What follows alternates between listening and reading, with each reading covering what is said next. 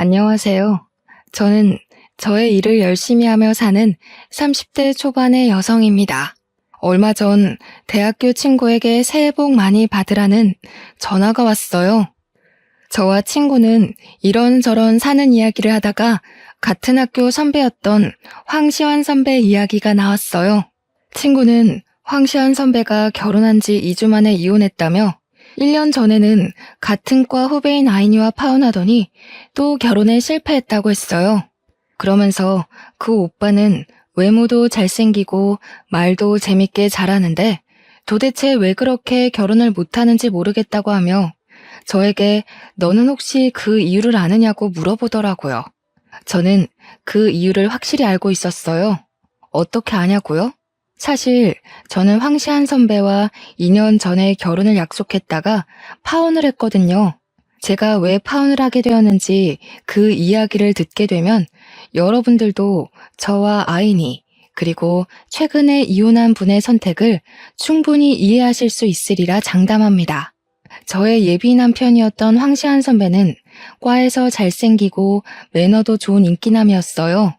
저는 그런 예비 남편에게 한눈에 반했고 우리는 연애를 시작했어요.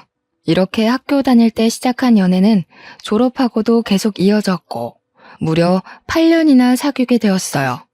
어느덧 저는 28살, 예비 남편은 32살이 되어 결혼을 생각해야 하는 나이가 되었죠.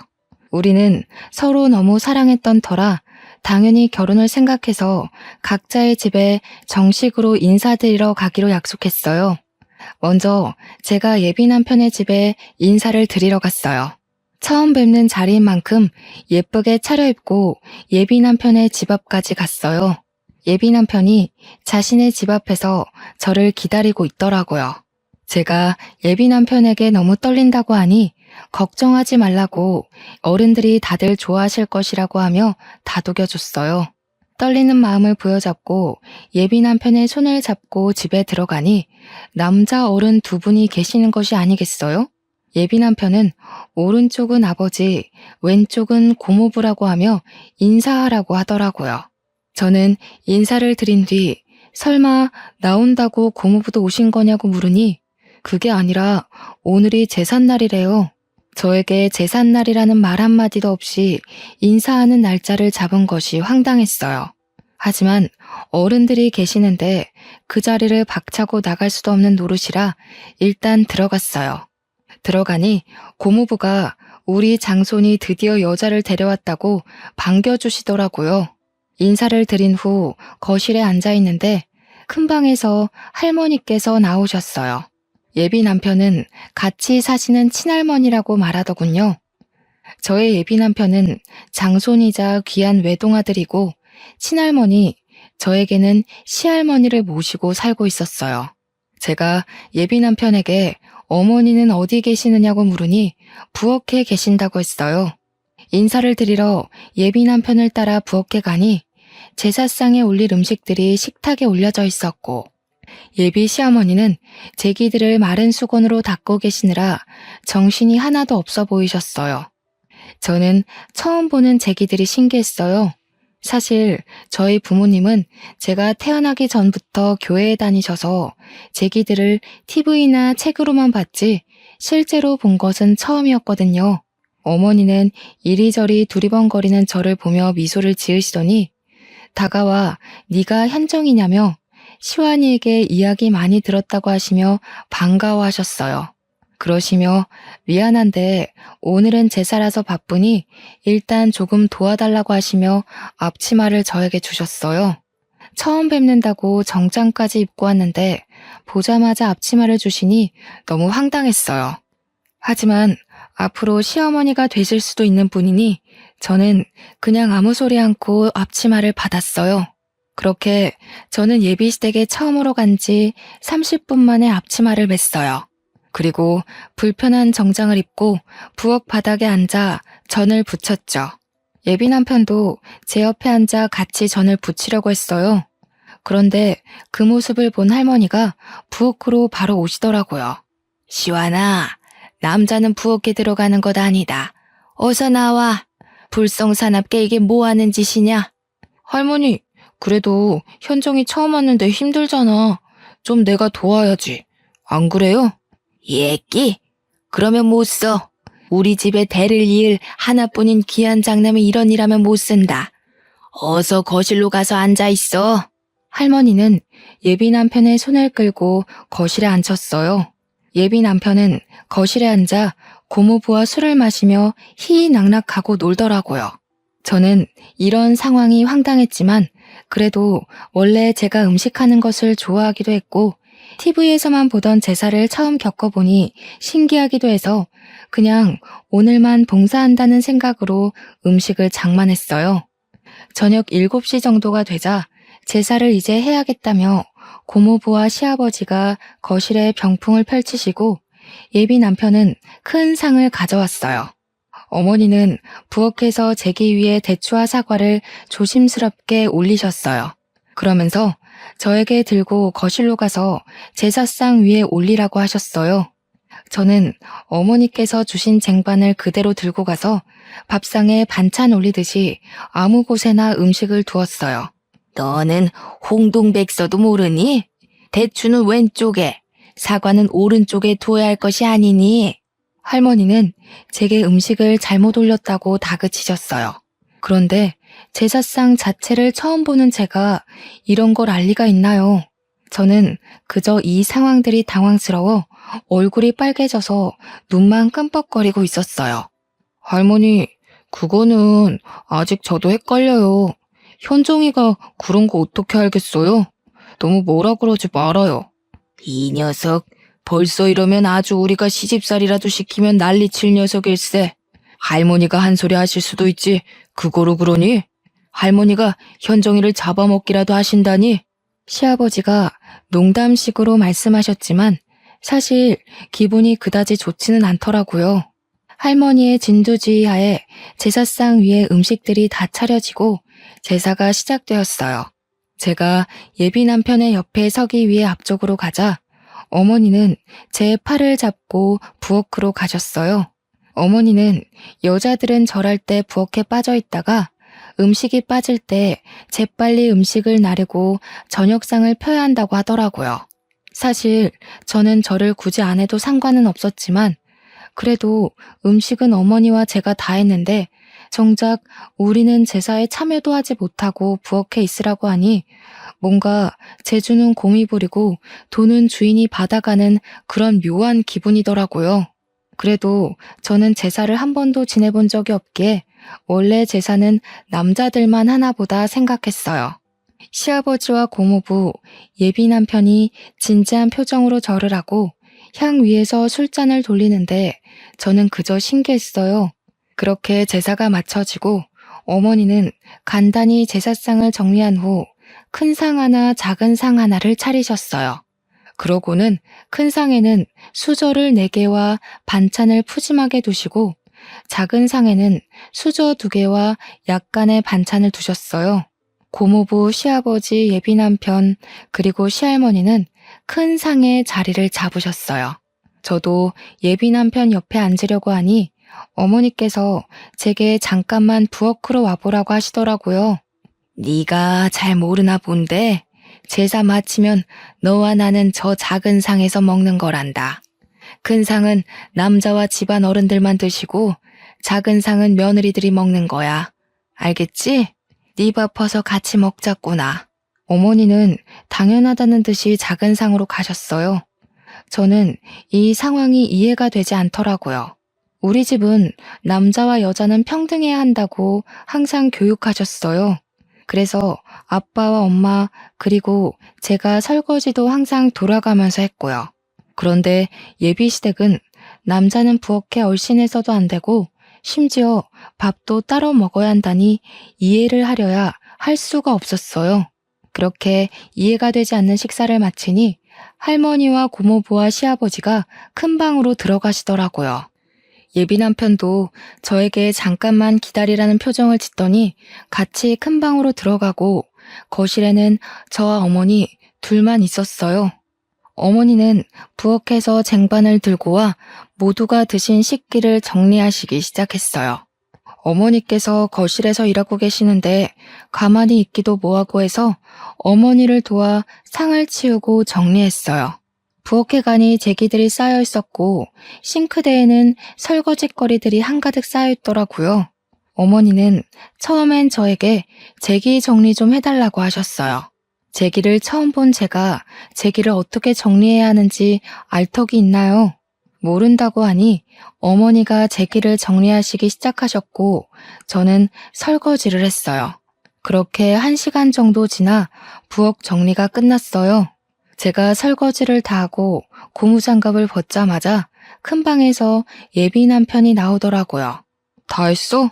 설거지할 거 많았을 텐데 고생했네. 벌써 밤 10시인데 이제 집에 가야 하지? 근데 어쩌지? 아까 나 고모부랑 술 먹어서 운전은 못 해줄 것 같은데 혼자 갈 수 있겠어? 예비 남편은 제가 설거지를 할 동안 방에서 고모부와 아까 못다 마신 술을 더 마셨더라고요. 술에 취해 해롱해롱한 예비 남편과는 오늘 그 어떤 이야기도 할 수 없겠다 싶어 어른들께 인사를 드리고 혼자 버스를 타고 집에 왔어요. 집에 도착하니 밤 11시였어요. 예비 시댁에 인사드리러 간다고 오전부터 나가서는 완전 파김치가 되어 밤늦게 온 저를 본 엄마는 깜짝 놀라서 무슨 일 있었냐고 물으셨어요. 저는 엄마에게 오늘이 제삿날이라서 시어머니와 제사 준비도 하고 제사도 지내고 뒷정리까지 하고 왔다고 말씀드렸어요. 또한 예비 남편이 장손에다 외아들이고 시할머니와 함께 살고 있다는 사실도 이야기했죠.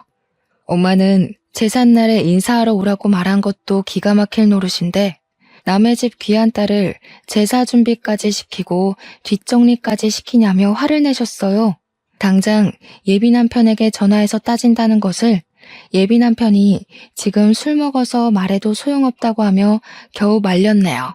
엄마는 한창 화를 내시다가 저와 예비 남편이 결혼하는 것은 진지하게 다시 생각을 해봐야겠다고 하시고는 주무시러 들어가셨어요. 엄마는 화를 많이 내셨지만 저는 그래도 예비 남편이 좋았어요. 제사라는 문화가 그다지 싫지만은 않았고 무엇보다 예비 남편을 너무 사랑했거든요. 예비 남편도 제게 너무 잘해주었고요.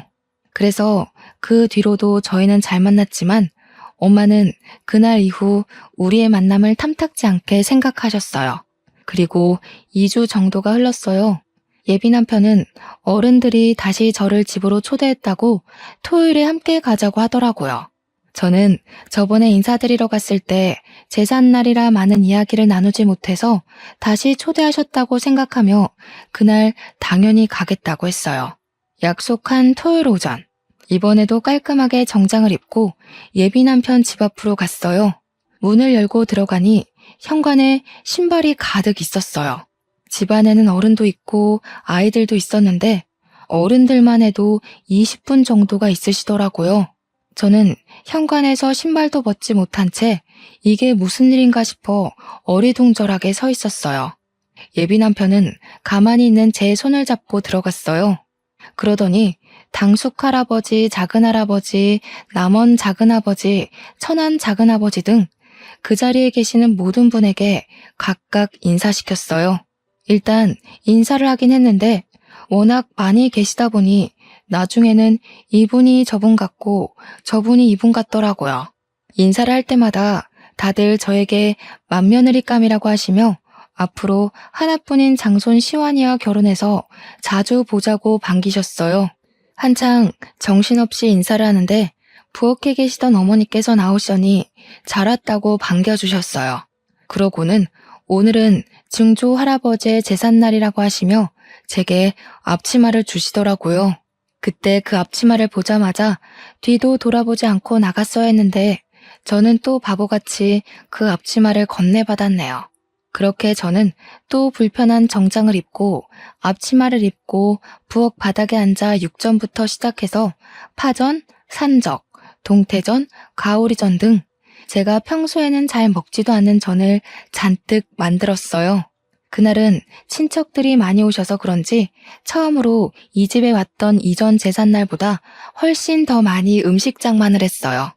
제가 그렇게 허리도 제대로 펴지 못하고 음식을 할 동안 예비 남편은 조카들과 놀고 게임을 하며 아주 즐거워하더라고요.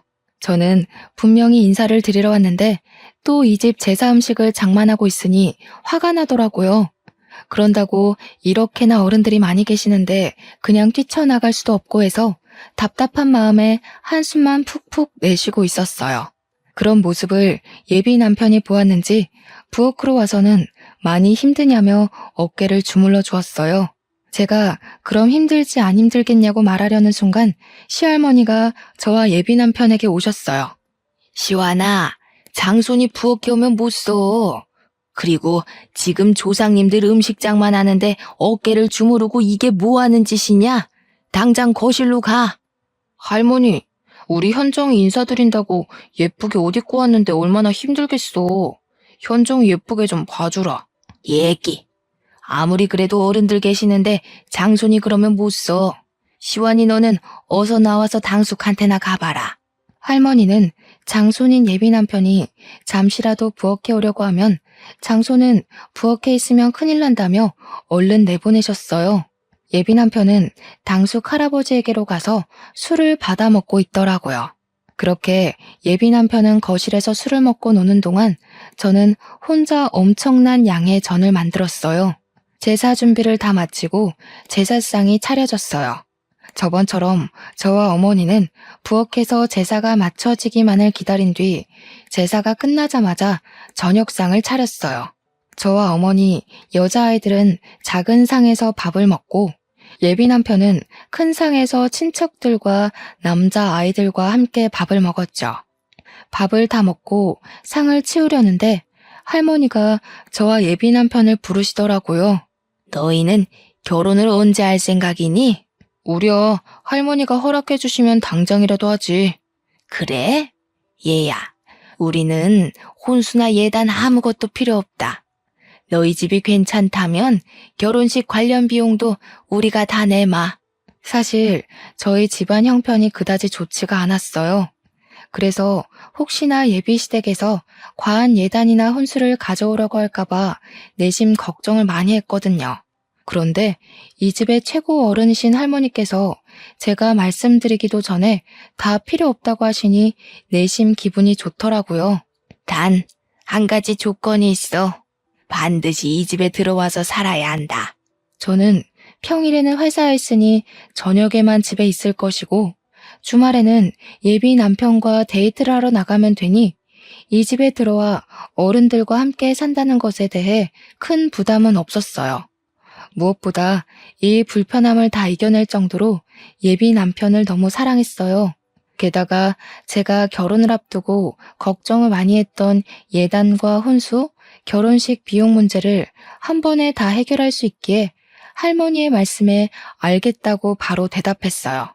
그래, 며느리라면 당연히 그래야지. 너네 집은 제사 언제 지내니? 부모님이 교회 다니셔서 제사를 지내지 않아요. 사실 저는 제사 지내는 모습을 실제로는 처음 봐요. 제사를 한 번도 지내본 적이 없다고? 자고로 조상님께 예를 갖춰야 만사가 형통하는 법이다. 이런 조상님들도 모르는 근본 없는 것들.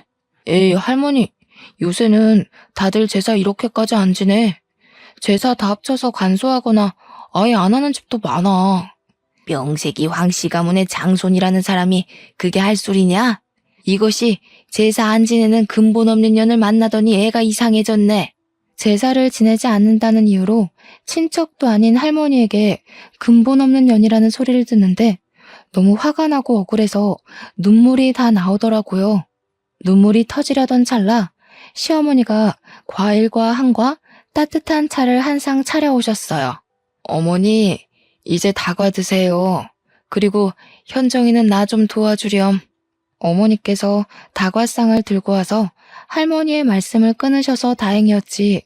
만약에 그러지 않았다면 저는 그 자리에서 아마 펑펑 울었을 거예요. 어머니의 부르심에 부엌에 가니 저번보다 훨씬 더 많은 설거지거리가 쌓여 있었어요. 저는 할머니 앞에서 잔소리를 듣느니 여기서 설거지하는 게 훨씬 마음이 편하겠다 싶어 싱크대 앞으로 갔네요. 그렇게 저는 설거지를, 어머니는 제기 정리 및 부엌 정리를 2시간 정도 하니 드디어 부엌이 깨끗해졌어요. 거실로 나가보니 시간은 어느덧 자정이었고 친척들과 예비 남편은 술에 취해 제정신이 아니었어요. 저는 집에 가야겠는데 시간이 너무 늦어 택시를 타고 갈 생각으로 예비 남편에게 여기 집 주소 좀 알려달라고 했어요. 그런데 술에 취해서 집 주소도 말하지 못하고 헛소리만 해대는 것이 아니겠어요. 그러는 모습을 보신 친척들과 어머니도 오늘 너무 늦었고 여자 혼자 이 시간에 택시 타는 것도 위험하니 그냥 하룻밤 자고 가라고 하시더라고요. 저는 어쩔 수 없이 엄마에게 오늘 집에 못 간다고 전화하고 예비시댁에서 원치 않는 하룻밤을 자게 되었어요. 어머니는 부엌 옆에 쪽방이 하나 있다며 그곳에서 자라고 이부자리를 펴주셨어요. 그리고 어머니께서 집에서 입으시는 편한 옷을 하나 주시며 옷 갈아입고 푹 자라고 하시고는 나가셨어요. 혼자 방에서 편한 옷으로 갈아입고 누워있는데 거실은 시끄럽고 장소는 세상 불편한 예비시댁이다 보니 잠이 쉽게 들지 않더라고요.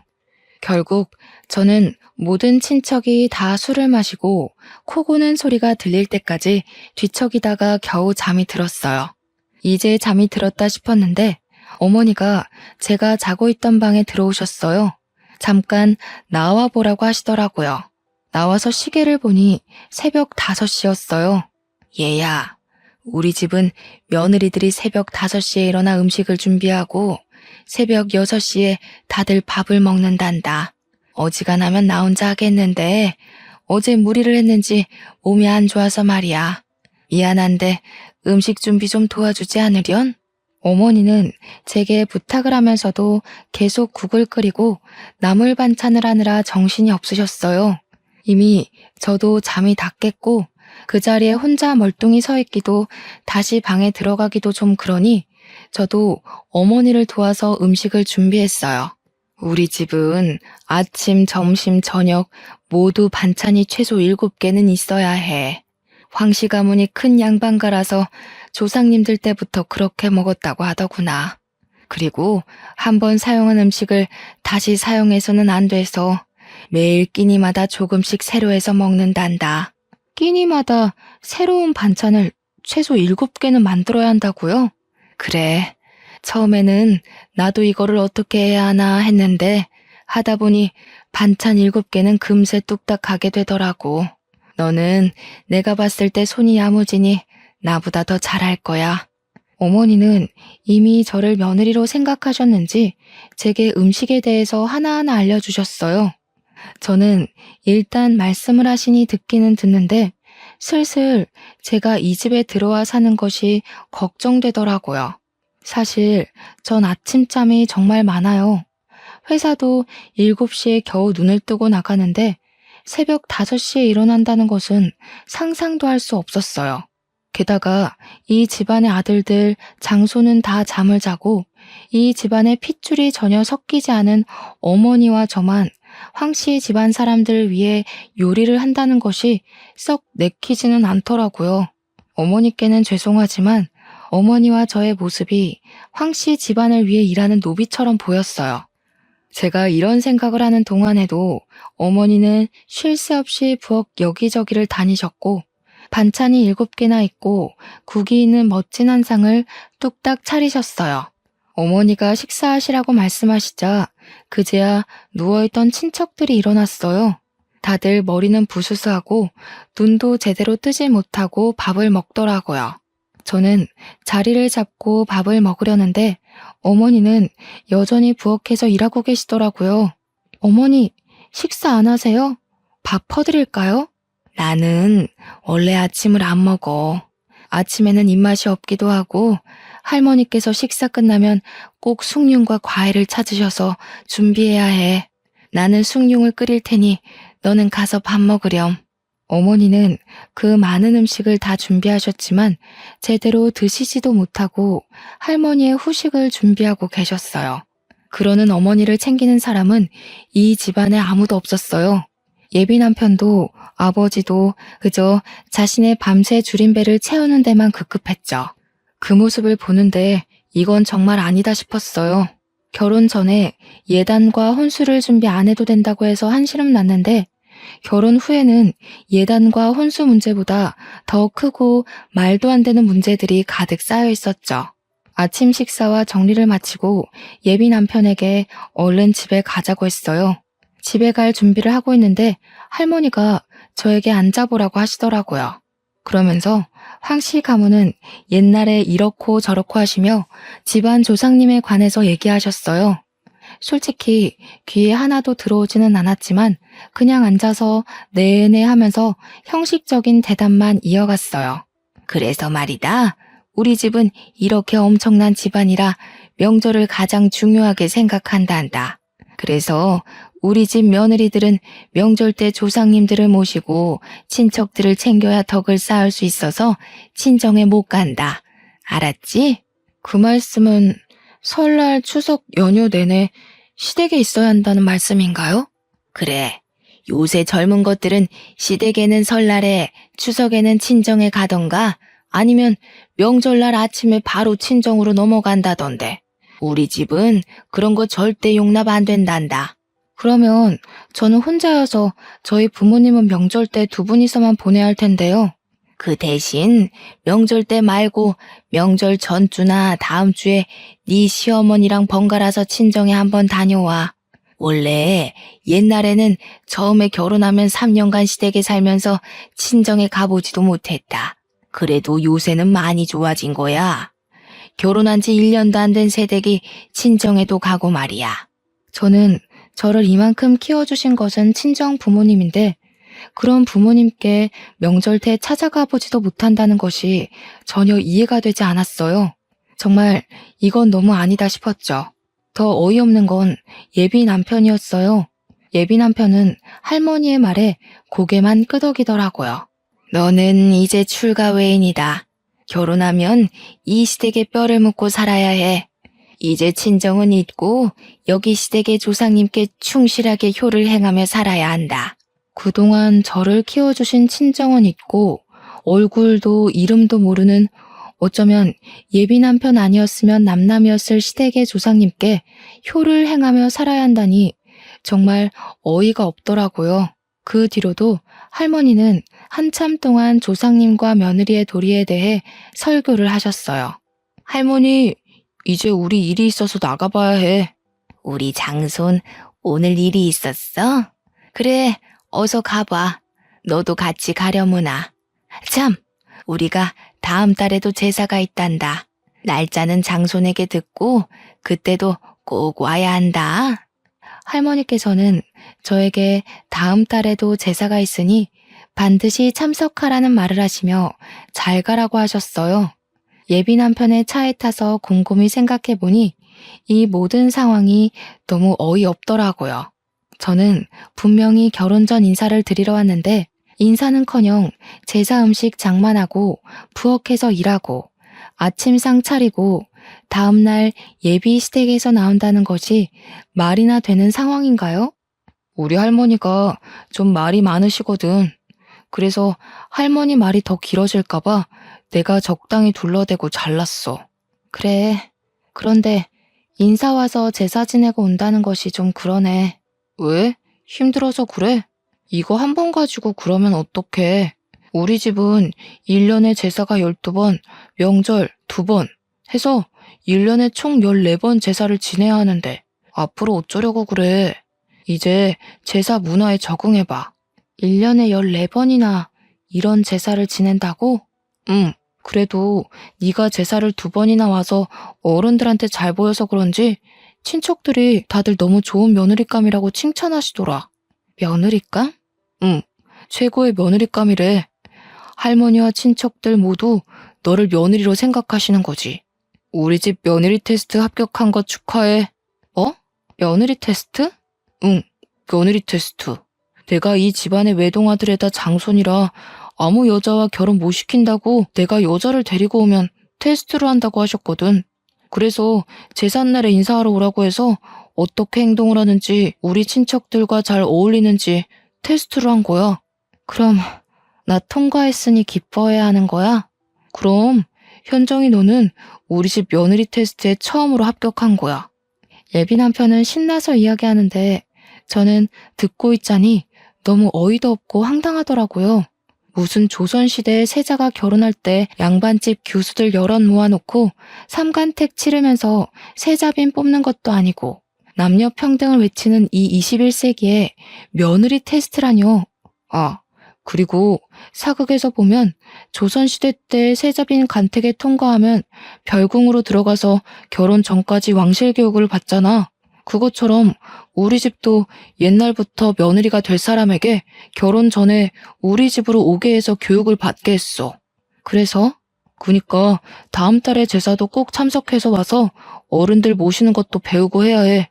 너는 제사를 한 번도 지내보지 않아서 더 많이 배워야 할 수도 있겠다.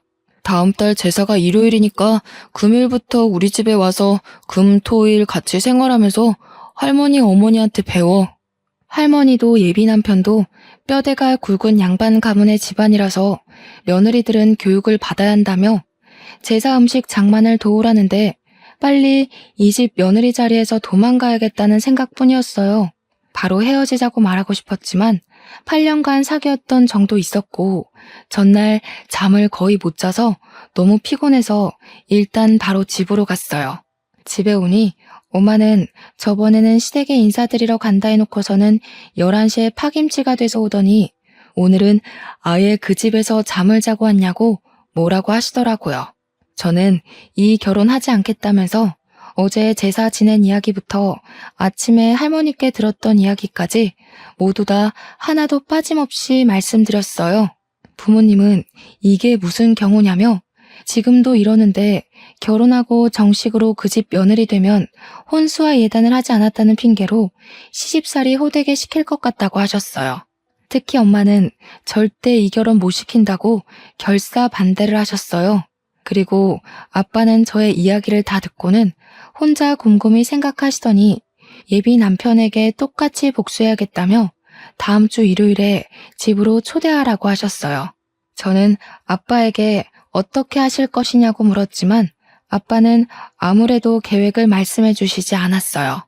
다음 주 일요일, 아직 예비 남편이 올 시간이 한참 남았는데 아빠와 엄마는 옷을 차려입고 계시더라고요. 그러면서 오늘 교회 갈 건데 너와 시완이도 같이 가야 하니 옷 입고 준비하라고 하시더라고요. 사실 그동안 부모님은 일요일마다 교회에 가시긴 하지만 지금까지 한 번도 제게 같이 교회 가자는 소리를 안 하셨어요. 교회는 부모나 다른 누군가가 강요를 해서 다니는 것이 아니라며 나중에 제가 다 크고 마음에서 교회에 가고 싶은 마음이 생겼을 때 그때 다니라고 하셨죠. 물론 그런 마음이 생기지 않는다면 평생 다니지 않아도 된다고 하셨어요. 그러던 부모님이 갑자기 교회에 가자고 하니 의아하긴 했지만 그냥 부모님이 다니시는 교회를 우리에게 소개해 주시려고 그러는가 보다 싶어 저도 갈 준비를 했어요. 제가 외출 준비를 하는데 예비 남편이 집 앞에 와 있다고 전화를 하더라고요. 그래서 부모님께 말씀을 드리니 부모님은 그럼 지금 교회에 가자고 하셨어요. 예비 남편은 집에 인사를 드리러 왔는데 갑자기 부모님이 교회에 가자고 하시며 차에 태우시니 당황하더라고요. 근데 현정이가 교회에 다니는 줄 몰랐네요. 부모님은 다니셔도 현정이는 다니지 않는 줄 알았는데. 현정이는 안 다니고 우리만 다녀요. 현정이도 오늘 처음 가는 거요. 예비 남편은 계속 이해가 안 된다는 표정을 지었고 저 역시 아빠가 왜 이러시는지 몰라 가만히 있었어요. 저와 예비 남편은 그렇게 부모님을 따라 1시간 반 동안 같이 예배를 보고 교회 사람들과 같이 밥도 먹었어요. 그렇게 교회에서 3시간 정도 보낸 후 다시 집에 왔는데 예비 남편의 표정이 그다지 좋지 않더라고요. 그 모습을 본 부모님은 예비 남편에게 잠깐 거실에 앉아 표정이 왜 이리 좋지 않냐고 물어보셨어요. 사실 저희 집안은 대대로 불교 집안이고 교회를 그다지 좋아하지 않습니다. 그런데 일방적으로 교회를 데리고 가시니 기분이 좋지는 않습니다. 인사를 드리러 왔는데 교회를 데리고 가니 기분이 좋지 않았나? 그래, 그럴 수 있지. 그럼 자네 집에 갔던 우리 딸 기분은 어땠을 것 같은가? 무슨 말씀입니까? 우리 딸은 교회는 다니지 않았어도 기독교인 부모 만나서 제사를 한 번도 지내본 적이 없는 아이일세. 그런데 인사드리러 간 그런 딸에게 제사 준비를 2번이나 시켰다고 해서 일부러 이런 자리를 만들었네. 제 생각에는 현정이가 앞으로 저와 결혼하면 제사상을 차리고 해야 하는데 미리 우리 집의 가풍에 대해 경험해보는 것이 좋지 않을까 해서 그렇게 한 것입니다. 그래? 그럼 자네도 앞으로 현정이와 결혼할 사이니 매주 일요일 우리와 함께 교회에 가자. 솔직히 1년에 14번 제사보다 매주 교회가 훨씬 낫지 않나? 매주 같이 교회를 가자고요? 저희 제사는 고작 한 달에 한 번이지만 교회는 매주인데 어떻게 이게 더 괜찮습니까? 가서 앉아만 있으면 되는데 제사상 차리고 설거지하는 것보단 훨씬 낫지. 안 그런가? 아마 저희 할머니가 교회에 간다고 하면 난리치실 것입니다. 교회를 떠나 매주 일요일에 현정이가 친정에 간다고 해도 아마 화를 내실 거예요. 우리가 언제 현정이도 같이 간다고 했나? 현정이는 자네 집 어르신들 식사 준비해야 한다고 하니 못 가고 자네만 나와서 우리랑 같이 교회에 가자고. 괜찮지? 못한다고 하면 우리도 결혼 못 시키네. 예비 남편은 그 이야기를 듣고 집에서 생각을 해봐야겠다면서 표정이 좋지 않은 채로 집에 가봐야 할 것 같다며 나가더라고요.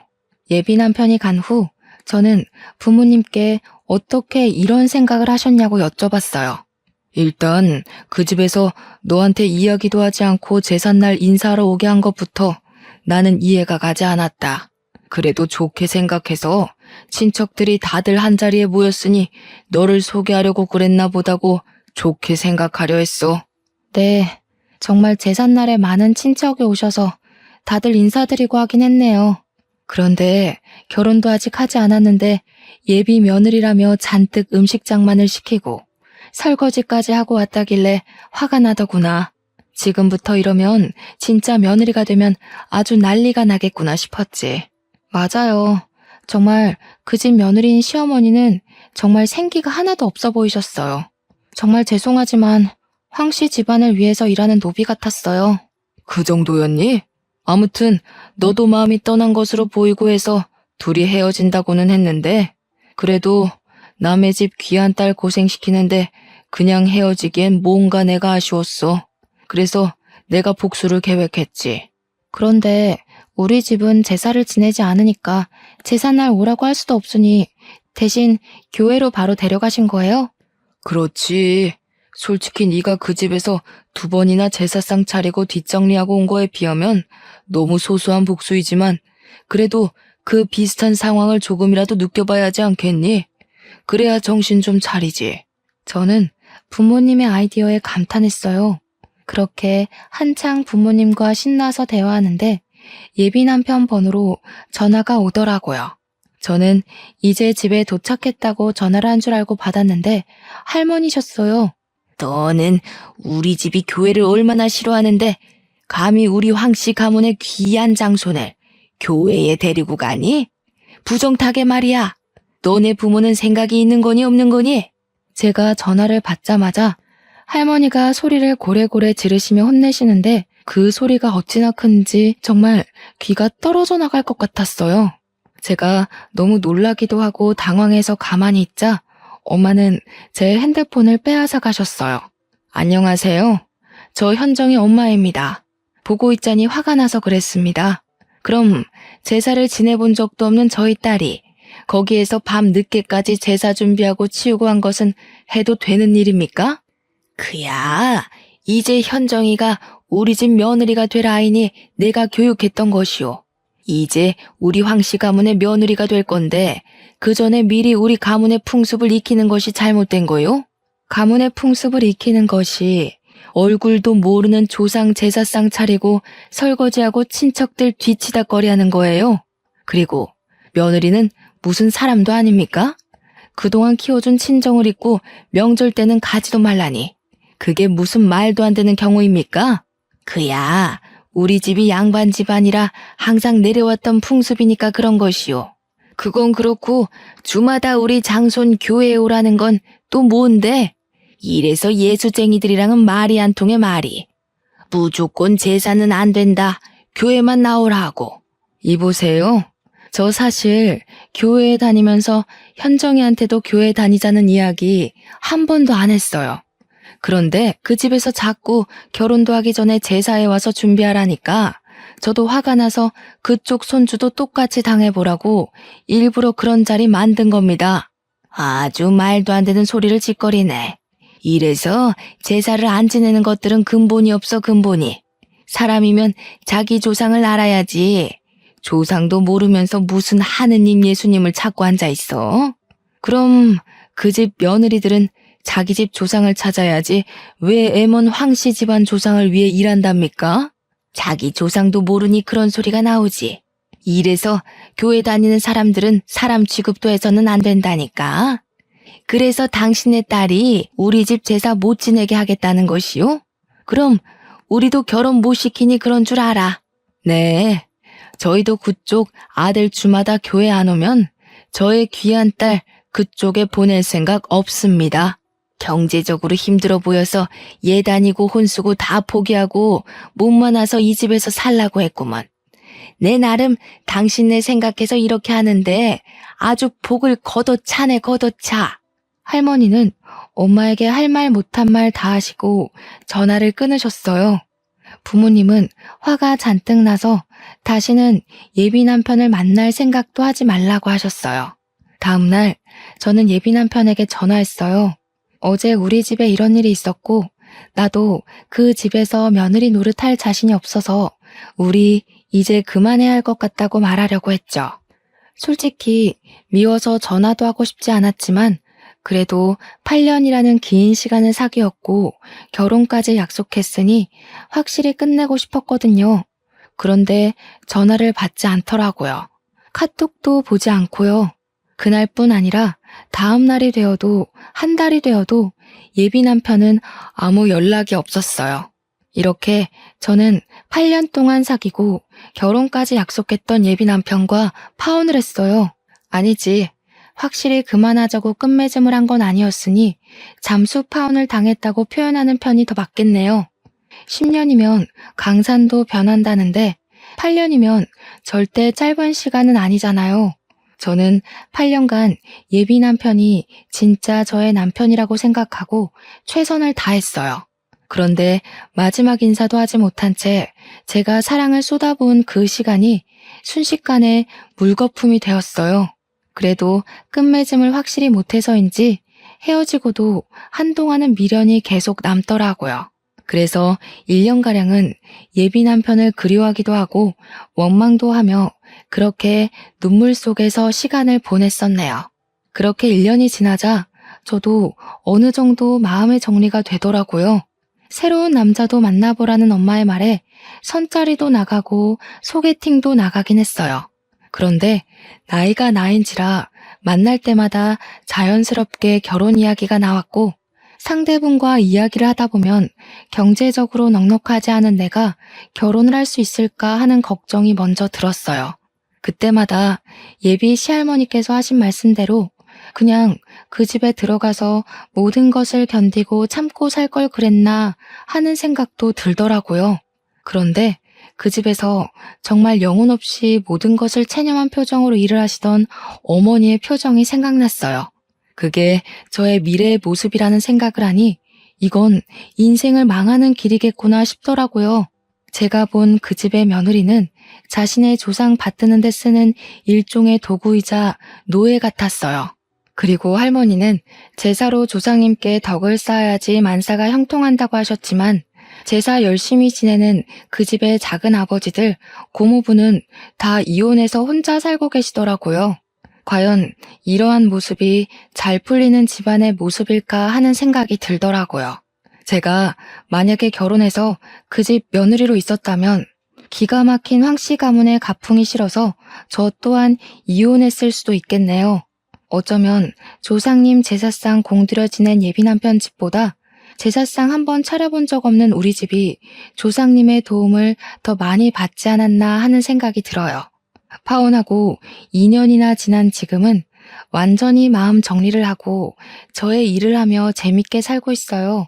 당분간은 누구 만나지 않고 일만 할 생각이에요.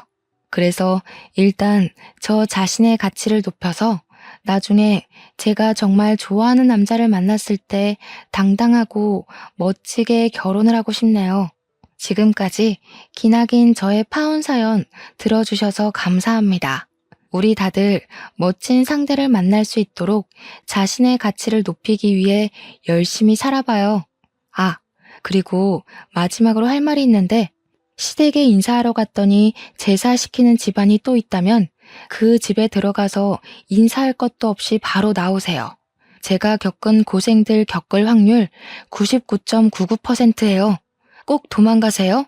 공대 졸업한 황시한 선배가 결혼하자고 해도 무조건 도망가세요.